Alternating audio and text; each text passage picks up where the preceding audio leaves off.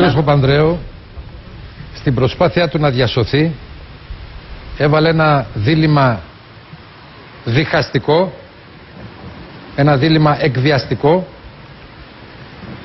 που θέτει σε κίνδυνο το μέλλον μας και τη θέση μας στην Ευρώπη. Εξήγησα στον πρόεδρο της Δημοκρατίας ότι η Νέα Δημοκρατία είναι αποφασισμένη να αποτρέψει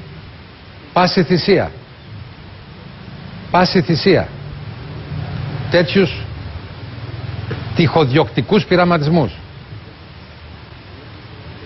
Και μπορεί να το κάνει. Πώς κύριε Πρόεδρε? Αυτή τη στιγμή δεν έχουμε μπροστά μας απλά ένα αίτημα για εκλογές.